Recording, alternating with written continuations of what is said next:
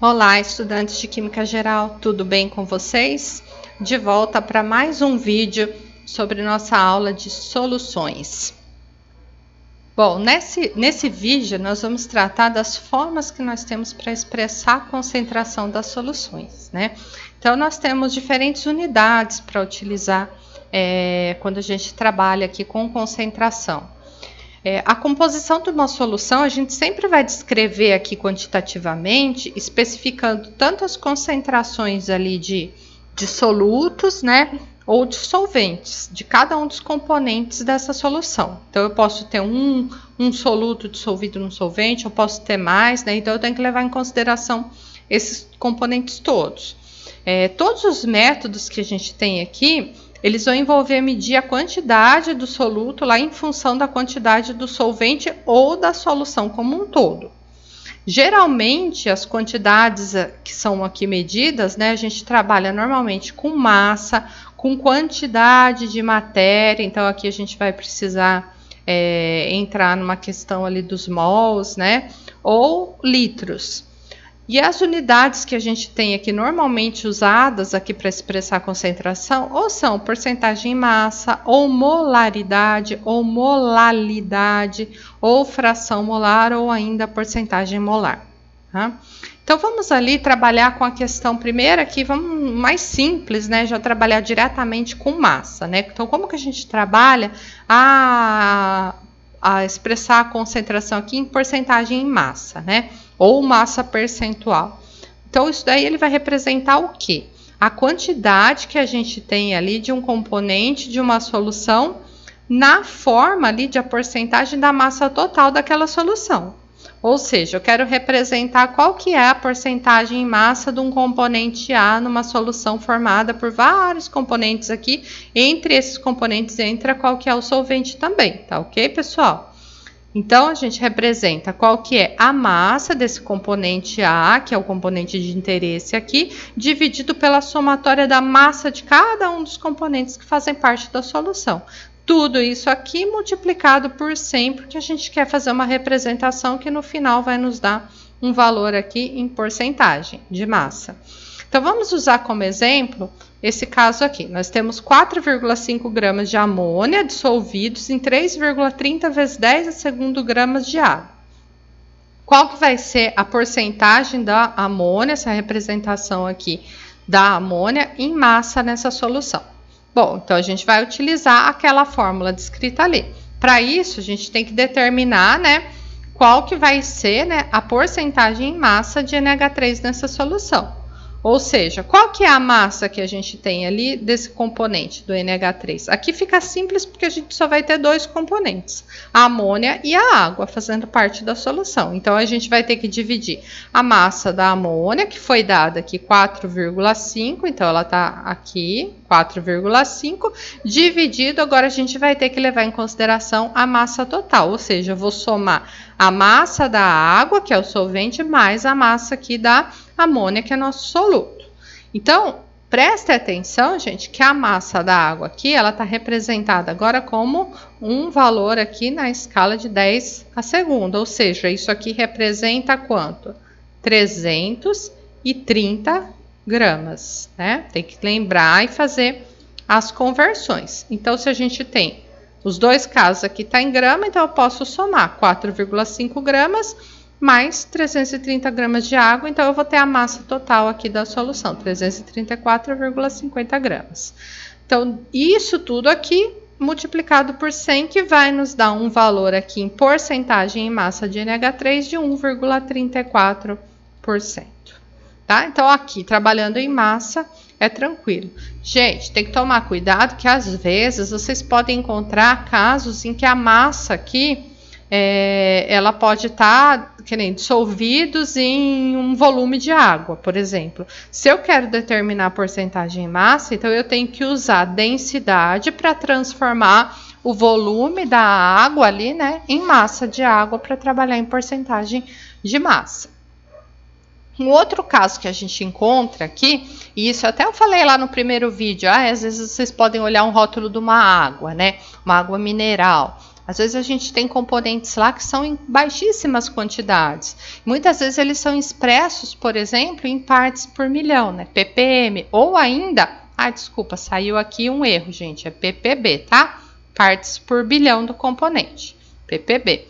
Se for partes por bilhão, é menor ainda a quantidade, né? Então, se a gente encontra essa representação, também é uma maneira de representar aqui em termos de massa, tá? É a massa do componente da solução, ou seja, do jeito que a gente fez anteriormente lá, do componente A, por exemplo, dividido pela massa total da solução. Só que aqui a gente vai multiplicar por 10 a sexta. Por quê? Partes por milhão, ela é expressa como 1 miligrama de soluto por quilograma de solução, tá? É uma quantidade aqui muito pequena. Se a densidade da solução é 1 gramas por ml, então o ppm vai ser 1 miligrama de soluto por litro de solução. Se a gente estiver trabalhando com ppb, agora a gente tem 1 micrograma de soluto por quilograma de solução. Por isso que a gente multiplica aqui para representar agora em 10 elevado à nona. Além disso, agora a gente pode complicar um pouquinho, assim, para quem não tem familiaridade. Tem outras formas aqui muito comuns de representar a solução, que não é mais em termos da massa lá dos componentes, né? Agora a gente vai representar em quantidade de matéria. Não é massa, é quantidade de matéria. Ou seja, é uma quantidade que eu tenho ali de um número daquela, para expressar o material que eu tenho ali formando a solução, tá? Essa quantidade de matéria a gente trabalha aqui como um mol, né? Quantidade de matéria em química é um mol, tá? Então a gente representa a molaridade. Ou eu tenho outro termo que também vai utilizar a quantidade de matéria para calcular, que é a molaridade, ou ainda a fração em quantidade de matéria, ou fração molar. Tá? A gente pode converter agora a massa em quantidade de matéria usando a massa molar que a gente recorre lá à tabela periódica, que a gente já discutiu lá na parte de estrutura atômica, né? A gente tinha unidade de massa atômica, aquilo tudo vem trazendo na tabela periódica e agora a gente pode recorrer aí para fazer essa conversão e calcular a massa molar, né? Calcular a quantidade de matéria pela massa molar. Bom, então para fazer esse cálculo a gente precisa ter uma unidade de contagem aqui, que é o mol, como eu falei anteriormente. O que é uma unidade de contagem? É uma unidade assim como a gente tem para representar uma dezena, não representa que eu tenho, se eu tiver uma dezena, representa que eu tenho 10 unidades de alguma coisa. Se eu tiver uma dúzia, não representa que eu tenho 12 unidades daquela coisa. Se eu tiver uma dúzia de ovos, significa que eu tenho 12 ovos. Se eu tiver uma dúzia de elefantes, eu vou continuar tendo 12 daquilo, ou seja, agora 12 elefantes. Não importa que o ovo ele tem menor massa do que elefantes. Não estou mais representando aqui. Não estou perguntando assim, o ovo tem quantidade bem menor em termos de massa do que um elefante, mas em quantidade de número de mols, né, vai ser a mesma coisa. Se eu estiver referindo a dúzia, vai ser sempre 12, tá? Não importa a massa. E mol vai ser a mesma coisa. Então, o mol vai ser a quantia de substância que vai conter tantas partículas, que partículas são essas? Átomos ou moléculas, quantos a gente tem ali como referência, que a gente viu estudando estrutura atômica, que são 12 gramas de carbono 12, é a nossa referência. Que é esse número aqui, gigante aqui, né? Na verdade, aqui ele é 6,022,14,119 vezes 10 elevado a 23. É um número tão grande que se a gente der 1 mol de dinheiro para uma pessoa que nasceu hoje, ela pode levar a vida inteira, ela não vai conseguir gastar. É muito, muito grande mesmo, tá? Então, o que significa, né, que se a gente tem 1 mol de átomos de alguma coisa, a gente tem esse número todo de átomos ali naquela coisa, naquela substância. Então, se eu tiver aqui representando diferentes substâncias, né, posso ter aspirina, cloreto de cobre, óxido de ferro ou água, né? A gente pode ver que, de repente, em volume, isso daqui é diferente entre eles, né? Mas em termos de mols, ou seja, cada um desses aqui tem 1 mol. Ou seja, tem aquele 6,022 elevado a 23 átomos, né? Moléculas, melhor dizendo, desculpe, gente. Moléculas de água ou moléculas de aspirina, né? Ou de cada uma desses constituintes, tá? No átomo é a parte, tá? Átomo vai ser outra coisa, porque a gente tem 3 átomos constituindo a água, enfim, essa parte a gente vai discutir depois na parte de estequiometria, tá? Mas aqui a gente está se referindo a quantas moléculas a gente tem daquele material. Bom, então como que a gente trabalha com isso daí? Vamos ver primeiro a questão aqui é molalidade. O que a molalidade representa? Vai ser o número de mols do soluto dissolvido por quilograma de solvente.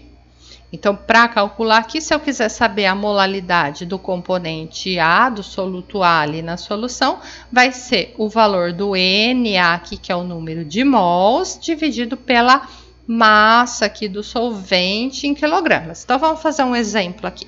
Vamos calcular a molalidade do soluto na seguinte solução. 14 gramas de benzeno dissolvidos em 25 gramas de tetracloreto de carbono. Ou seja, o 14 gramas aqui, o benzeno é o nosso soluto. E aqui, o tetracloreto de carbono é nosso solvente. Como que a gente faz esse cálculo aqui? Primeiro, a gente vai ter que calcular o número de mols. Para fazer essa transformação de massa para número de mols, só vamos precisar calcular aqui do benzeno. O tetracloreto de carbono, que é o solvente, a gente vai trabalhar aqui por enquanto em massa, tá? Para a molalidade é massa, então a gente vai calcular só do soluto. Como que a gente usa aqui? Vamos ter que recorrer à tabela periódica e ver se o benzeno tem carbono, nós vamos precisar então de carbono e de hidrogênio. Pegar a massa molar deles. A massa molar deles, então, para o carbono 12,011 e hidrogênio 1,008. Se na fórmula molecular do benzeno eu tenho C6H6, então eu vou ter que multiplicar esse valor por 6 de carbono e esse aqui por 6 de hidrogênio e somar, que vai me dar uma massa molar do benzeno de 78,114 gramas. Ou seja, 1 mol de benzeno eu tenho em 78,114 gramas. Então, se eu tiver essa massa, eu sei que eu tenho 1 mol. Mas quanto que eu tenho de massa? Eu tenho 14 gramas.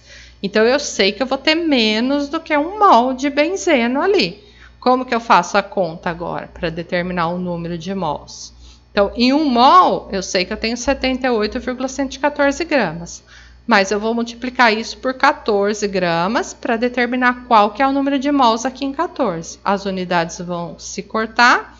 E se a gente fizer a conta, a gente vai chegar que a gente tem 0,179 mols de benzeno em 14 gramas de benzeno. Então, é esse valor aqui, a gente determinou o N de benzeno, que é o que a gente vai substituir nessa conta. E a massa do solvente? A massa do solvente está dada aqui. Só que, gente, a massa do solvente tem que ser em quilogramas.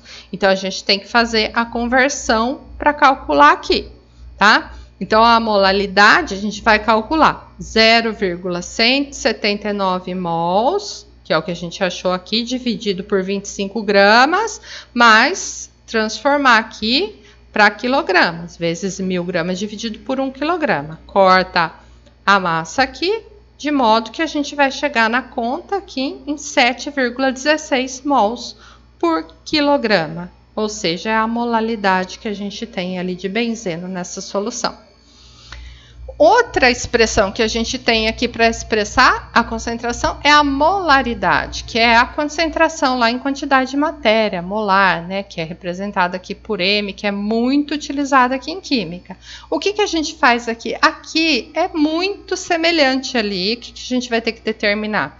Também o número de mols do soluto, só que preste atenção, gente, agora a gente não vai dividir pela massa do solvente, a gente vai dividir pelo volume da solução, tá? Lembrando, a solução vai ser o soluto dissolvido no solvente, né? Então, entra ali o volume da solução. E o soluto, ele sempre vai estar presente em menor quantidade. Normalmente, se a gente tem alguma massa aqui em material sólido, ele praticamente não altera o volume dessa solução, né? Mas quando a gente tem líquidos, tem que prestar muita atenção aqui para tomar cuidado e fazer contas. Se a gente sabe a concentração ali em quantidade de matéria, volume, a gente pode calcular a quantidade, a partir da quantidade de matéria, né, e a massa do soluto também na solução. Então, a gente usa um cálculo muito semelhante ao que a gente fez anteriormente. Outra coisa importante que a gente tem aqui, né, a concentração e quantidade de matéria. Se a gente diz que uma solução aqui, 1 litro de solução foi preparada dissolvendo 1 mol de cloreto de sódio, significa que é uma solução de cloreto de sódio 1 mol por litro. Tá? E a gente costuma abreviar como 1 molar aqui, né? Um M de NaCl, a concentração 1 molar de NaCl. Para a gente preparar soluções também é muito útil, né? A gente consegue usar esses cálculos, saber quanto que a gente tem que pesar de um soluto sólido aí para dissolver numa determinada quantidade de solvente. Se a gente tiver uma solução com base no líquido, o que a gente faz? Utiliza a densidade para converter e saber qual que é a massa. Então, a gente pode usar essas relações e fazer as conversões necessárias, né? E também a gente pode trabalhar aqui para diluir uma solução concentrada. Mas esse tipo de cálculo aqui, mais especificamente, a gente trabalha depois ali na parte de estequiometria, tá? Agora é só para a gente entender os conceitos básicos que estão envolvidos nas soluções. Uma outra unidade de concentração aqui para a gente finalizar envolve o termo fração molar, né? O que vem a ser a fração molar aqui, representada pelo X de um componente na solução? Vai ser a razão que a gente tem do número de mols daquele componente, ou seja, o mesmo N que a gente estava trabalhando anteriormente, né? Número de mols do componente. Só que aqui vai ser dividido pelo total de mols de todos os componentes na solução. Se eu tiver diversos componentes, vai somando todos. Se eu tiver 2 componentes, fica mais fácil, a gente soma 2. O que é importante aqui? Saber que sempre, se a gente somar a fração molar de cada um deles, não importa quantos tiver, somando a fração molar, essa relação aqui, ela vai ter que ser sempre igual a 1. Então, vamos fazer um cálculo aqui, né, baseado nesse exemplo. Se a gente tiver 28,60 gramas de sacarose, a fórmula dela está aqui, dissolvida em 101,40 gramas de água. Qual que vai ser a fração molar da sacarose na solução? A gente não está trabalhando mais ali em relações de massa, a gente quer saber fração molar. O que a gente tem que fazer? Primeira coisa aqui, para determinar a fração molar da sacarose, vamos determinar o número de mols da sacarose e o número de mols da água para a gente conseguir fazer a conta. Então, o número de mols da sacarose, o que a gente tem que fazer? Recorrer à tabela periódica, pela fórmula dela que a gente vai multiplicar pelos valores de massa molar de cada um dos constituintes dela, né? Aqui para formar a fórmula molecular da sacarose, a gente vai chegar nesse valor aqui de 342,24 gramas, que é gramas por mol. Ou seja, em 1 mol a gente tem 342,24 gramas. Gente, eu não estou fazendo todo o passo a passo aqui. Se vocês ficarem com dúvida, volta ali no primeiro exemplo que eu passei, que é a mesma conversão. Tudo a gente está usando o número de mols de um determinado componente. Então, eu já expliquei como que faz. Eu não vou ficar repetindo em todos, é só voltar o vídeo, tá? Então, a gente vai utilizar esse valor aqui, vezes qual que é a massa de sacarose que foi disponibilizada. Ou seja, a gente vai chegar no valor de 0,08 mols de sacarose nessa quantidade. Porém, para calcular aqui, para chegar na fração molar, eu também vou precisar do número de mols da água aqui presente, né? Como que a gente faz agora? Vamos recorrer lá à tabela periódica para determinar que o valor, né, a massa molar da água é 18,01, ou seja, em 1 mol de água a gente tem 18,01 gramas. Porém, aqui ó, a gente tem 101,4 gramas. Já dá para prever aqui que é um número bem maior do que 1 mol, né? Então, fazendo a conta aqui, lembrando, né? Grama corta com grama aqui. E a gente vai chegar no valor de 5,6 mols, tá? E como que a gente faz aqui? Determinei agora o número de mols de cada um. Como que a gente determina a conta aqui?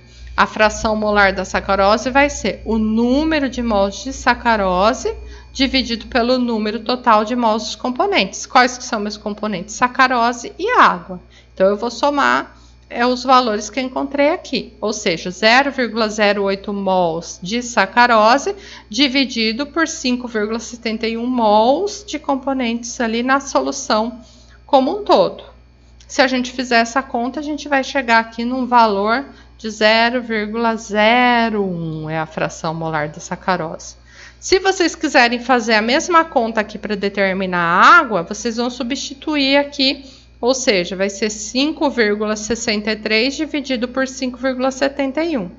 Vocês vão chegar aqui num valor que vai ter que dar 0,99. Porque se a gente somar esse valor dos dois, tem que dar 1. Então, se você fizer 1 menos esse valor, tem que ser o valor da fração molar da água. Tem que seguir essa lógica, tá? Além de tudo, a gente pode representar também essa base aqui em porcentagem molar. Ou seja, em vez de eu ver ali fração molar aqui, agora eu posso substituir aqui em porcentagem de mol de um dos componentes, né? Eu preciso fazer a mesma conta que eu fiz anteriormente, só que eu vou multiplicar por 100. Então, eu vou deixar como atividade aqui para vocês pensarem, com base naquilo que a gente fez aqui, qual que vai ser a porcentagem molar da sacarose naquela solução. É simples, gente, só substituir, né? Qual que é o valor que a gente vê aqui, ó, 0,01, e aqui a gente vai multiplicar esse cálculo que a gente fez aqui por 100, que a gente vai chegar num valor, se é 0,01, a gente vai chegar aqui num valor de 1, né? A porcentagem molar da sacarose é 1. Por que é importante, né, utilizar a fração molar aqui? Quando a gente adiciona um soluto ali no solvente, a gente altera algumas propriedades desse, né? Isso aqui é um tópico que a gente veria no próximo capítulo ali no 13.5. A gente não vai entrar para discutir cada uma delas, mas é importante vocês saberem que em algum momento no curso vocês devem ter contato, né? O que acontece? Se a gente adiciona um soluto no solvente, a gente altera pressão de vapor, a gente acaba diminuindo nessa pressão de vapor, diminuindo o ponto de fusão, aumenta o ponto de ebulição, muda aqui, pode mudar a osmose, né, a pressão osmótica, né? Isso aqui são mudanças que são chamadas de propriedades coligativas. E para a gente fazer cálculos baseados nisso aqui, a gente precisa saber o número de partículas do soluto em relação aos solventes, tá? Não qualquer o tipo, nada. Precisa saber o número. É esse número que vai ser importante e ele vai ser representado em termos da fração molar. Ok, gente? Então, a gente vai terminar a nossa discussão de soluções por aqui e eu vejo vocês na próxima unidade sobre estequiometria. Bons estudos, aproveitem o curso, gente. Aproveitem disciplina e qualquer dúvida, procurem a nossa webconferência. Um abraço a todos.